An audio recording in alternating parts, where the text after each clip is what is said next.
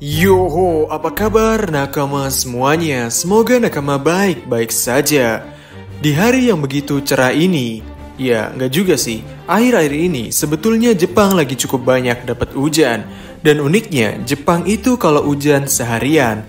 Itulah kenapa setiap orang Jepang cukup benci dengan hujan. Beda dengan orang Indonesia yang cukup gembira saat mendengar adanya hujan. Karena emang di sini hujannya itu seharian. Jadi cukup susah buat beraktivitas. Oke, kali ini hal yang ingin kami bawakan adalah sebuah konten diskusi yang sangat gila. Bisa dibilang, dengan hal ini yang akan kami bicarakan, ini seperti seolah-olah Oda betul-betul memberikan naskah One Piece-nya dari awal sampai akhir pada kami. Karena memang isinya betul-betul membuat kita semua akan melongo. Apakah itu? Ya, kita akan mendiskusikan mengenai ending One Piece berdasarkan cerita The Mysterious Cities of Gold. Buat kalian para nakama, siapkan kopi terbaik, asingkan diri dari kerumunan, fokus, karena kita akan membawa diskusi paling menggugah semangat. Sehingga, selamat datang di Mega Teori Diskus OP. Baiklah, tanpa basa-basi lagi, langsung saja. Mari kita mulai! Inspirasi besar Eiichiro Oda. Serial The Mysterious Cities of Gold pertama kali ditayangkan pada tahun 1982.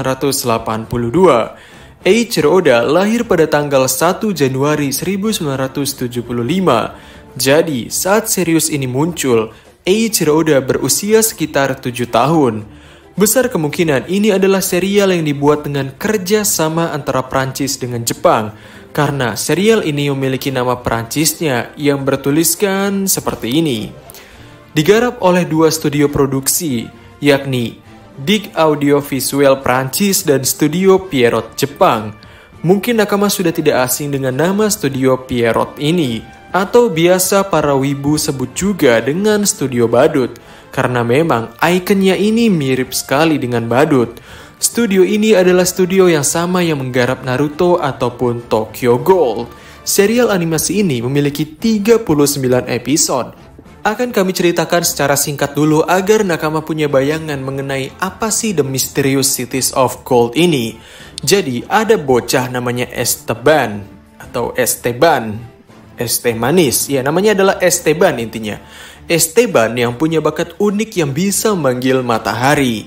Nah, si Esteban ini diajak oleh pelaut Spanyol bernama Mendoza buat mencari kota-kota emas legendaris yang tersembunyi di benua Amerika.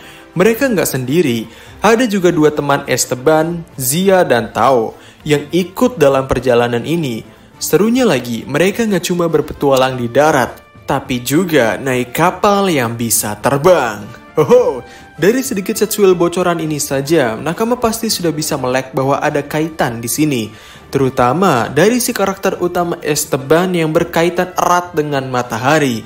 Tapi tenang, ini baru awal. Dengerin dulu sampai habis dan nakama akan tercengang betapa miripnya penulisan cerita One Piece dengan penulisan serial ini.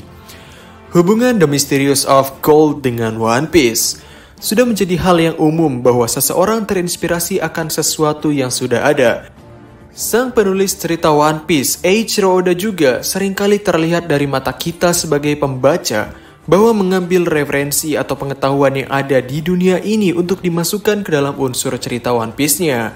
Dan menurut kami, itu memang salah satu hal yang buat manga One Piece ini menjadi semakin menarik.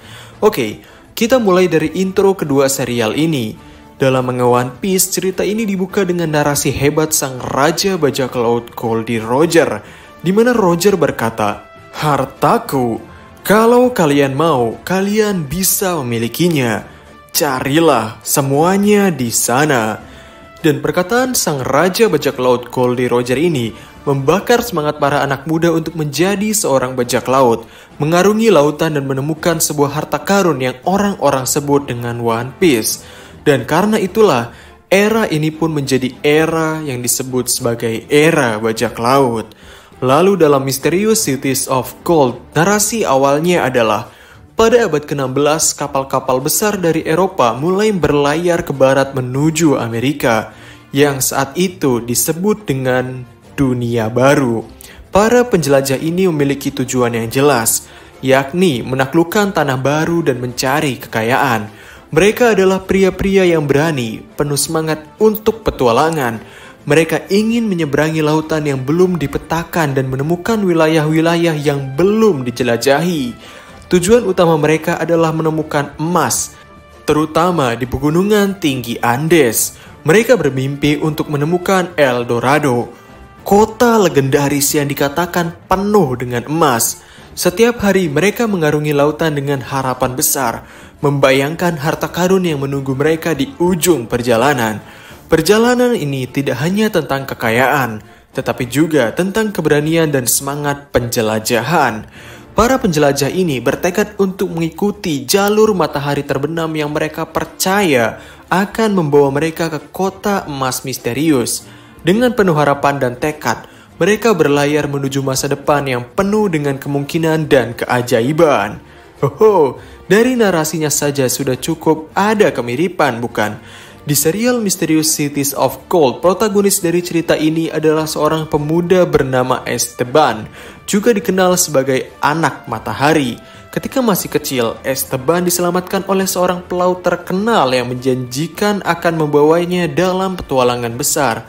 Pelaut ini mungkin sangat mirip dengan Shanks dari dunia One Piece, memberikan Esteban sebuah jimat yang sangat penting. Jimat ini memiliki peran penting dalam petualangan mereka. Ya, ini begitu mirip dengan topi jerami yang diberikan Shanks kepada Luffy. Dan mengenai Esteban sebagai julukan yang dikenal sebagai anak matahari juga, yang saat ini Luffy sangat berkaitan erat dengan dewa matahari. Esteban kemudian tumbuh dengan keberanian dan semangat petualangan, selalu membawa jimat pemberian pelaut tersebut sebagai simbol harapan dan keberuntungan. Bersama teman-temannya, Esteban memulai perjalanan epik untuk menemukan kota-kota emas legendaris di Amerika Selatan, menghadapi berbagai rintangan dan misteri sepanjang jalan. Dan kapal yang Esteban gunakan untuk berlayar mengarungi lautan memiliki kepala domba di bagian depannya, yang mana dalam manga One Piece adalah Going Merry. Di tengah perjalanannya, Esteban bertemu dengan seorang wanita muda bernama Zia. Zia adalah satu-satunya yang selamat dari suku kuno yang mampu membaca bahasa yang terlupakan, yang merupakan kunci untuk mengungkap sejarah dunia dan lokasi kota emas ini. Sukunya dibunuh oleh suatu kekuatan misterius dan brutal, dan pulaunya dibakar menjadi abu. Dengan masa lalu yang tragis dan pengetahuan uniknya, Zia akhirnya bergabung dengan petualangan Esteban. Nah, dalam dunia One Piece-nya, Zia adalah Nico Robin. Masa lalunya sebagai arkeolog tersisa dari Ohara dan juga Ohara yang di bumi hanguskan begitu lekat dengan karakter Zia. Cara menemukan kota emas ini juga sama persis dengan Laugh Tale, yakni menemukan 4 lokasi rahasia dan menghubungkannya ke peta. Lalu dari sana kita bisa menemukan kota emas tersebut. Dalam petualangannya, Zia ditangkap beberapa kali dan dipaksa membaca tanda-tanda kuno oleh sekelompok bajak laut jahat. Dan kemudian Zia juga sempat berbohong, sama seperti yang dilakukan Robin pada Sir Crocodile. Selanjutnya, para karakter utama ini juga mengalami fenomena laut yang tidak wajar, seperti arus laut yang mampu mengangkatkan kapal ke udara. Yang dalam kasus ini di manga One Piece-nya adalah Knock Upstream yang membawa kapal Going Merry menuju Sorajima atau Pulau Langit. Selanjutnya, pada suatu saat, Esteban ditangkap oleh suku Amazon yang seluruh anggotanya adalah wanita. Suku ini bertarung dengan busur dan hidup berdampingan dengan ular. Di sana terungkap bahwa Esteban memiliki kemampuan untuk mengendalikan cuaca, sesuatu yang ia lakukan secara tidak sengaja. Orang-orang Amazon akhirnya membantu Esteban dan krunya, mengakui peristiwa aneh itu sebagai ramalan leluhur terkait dengan gelar anak matahari yang dimiliki oleh Esteban. Nah, relevansi ini adalah sama seperti saat Luffy terlempar ke pulau Amazon Lily, yang isinya hanyalah para perempuan. Di sana Luffy juga sempat ditahan dan dikurung, dan orang-orang Amazon Lily juga bertarung menggunakan panah dan mereka hidup berdampingan dengan ular. Hoho, gimana? Udah cukup gila kan melihat betapa miripnya cerita One Piece dengan cerita Mysterious Cities of Gold. Dengan bantuan Zia, kru Esteban menemukan salah satu senjata kuno, yaitu sebuah kapal berteknologi tinggi dengan kekuatan luar biasa yang mampu bernavigasi dengan kecepatan luar biasa juga. Kapal ini memiliki kepala singa di bagian depan. Apakah ini mengindikasikan bahwa dalam dunia One Piece-nya adalah Sanigo yang memang ujung kapalnya mirip dengan singa itu adalah senjata kuno Pluton? Yang mana di kapal Sanigo ini juga kita sudah diperlihatkan bahwa ia memiliki kemampuan Coup de Barse yang bisa melaju 1-2 km jauhnya dengan satu kali peluncuran. Setelah melewati berbagai petualangan, terungkap bahwa penyebab terjadi masa kecil Zia adalah peradaban alien kuat yang didirikan di bumi, yang disebut Olmecs atau manusia karet. Mereka menyiksa dan memperbudak orang-orang dari berbagai ras dan memerintah dunia dengan kekuasaan dan teknologi mereka selama ratusan tahun. Tujuan mereka adalah mencari kota emas dan harta karunia yang berupa sebuah benda berharga. Dan si benda berharga ini, apakah mungkin dalam dunia One Piece-nya adalah One Piece itu sendiri?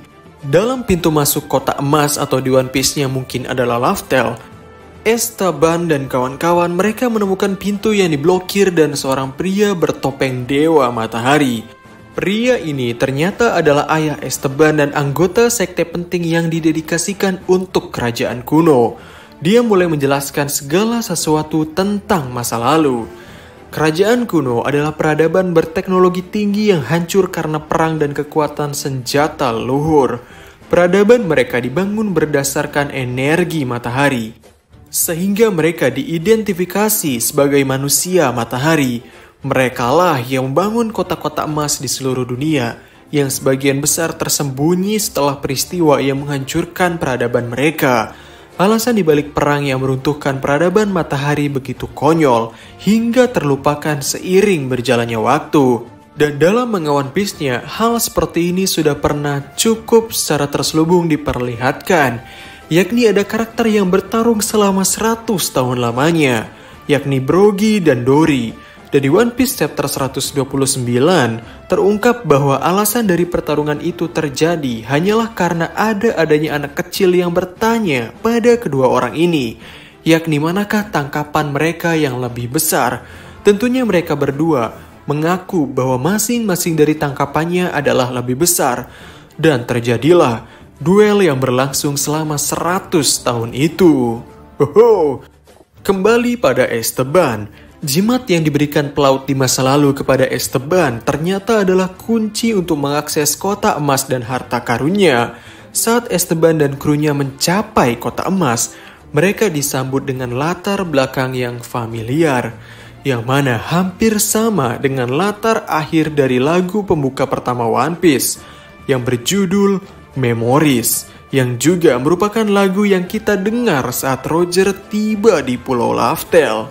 Dan kemudian, sebuah perang besar dari semua ras melawan pemerintah dunia akhirnya dimulai. Dan cerita hampir berakhir di sini, dengan Dragon mengorbankan dirinya untuk melindungi semua orang. Protagonis kita akhirnya bebas menjelajahi laut. Di Mysterious Cities of Gold memang ada dragon sungguhan atau naga sungguhan, yang mana apakah ini mengindikasikan, apakah artinya Dragon ayah dari Luffy akan mengorbankan dirinya saat perang besar terjadi? Atau akan ada naga sungguhan dalam dunia One Piece? Akhir dari manga One Piece. Bagaimana setelah mendengar hubungan yang berkaitan antara dua serial itu, bukankah bisa dikatakan bahwa Eiichiro Oda benar-benar terinspirasi dari The Mysterious Cities of Gold? Ya, dari awal hingga akhir sepertinya ia cukup terinspirasi. Artinya, sepertinya dasar kaki penulisan cerita One Piece memang terinspirasi dari serial The Mysterious Cities of Gold. Mungkin akan ada perubahan sedikit, tapi gambaran besarnya akan tetap sama. Ya, ini cukup membuat kita melongo, bukan? Jadi ya, besar kemungkinan jalan cerita One Piece selanjutnya akan mengarah seperti yang sudah kami katakan barusan, Ya, nakama bisa like, share, dan simpan video ini. Tancapkan bendera hari ini juga di kolom komentar dan kembali lagi saat cerita One Piece sesuai dengan apa yang kita diskusikan hari ini. Yap, di hari ini kami sudah memberikan gambaran besar dari bagaimana jalan cerita One Piece akan berjalan. Untuk detail-detailnya seperti peranan topi jerami, bagaimana kerajaan kuno itu bisa berdiri, ataupun peranan matahari, sepertinya akan kami bahas di video-video selanjutnya. Karena diskusi Megateori sudah cukup sampai di sini dulu. Sehingga itu saja Megateori untuk minggu ini. Berikan komentar paling gokil kalian di kolom komentar di bawah. Jadi, kami Diskusope dan terima kasih banyak.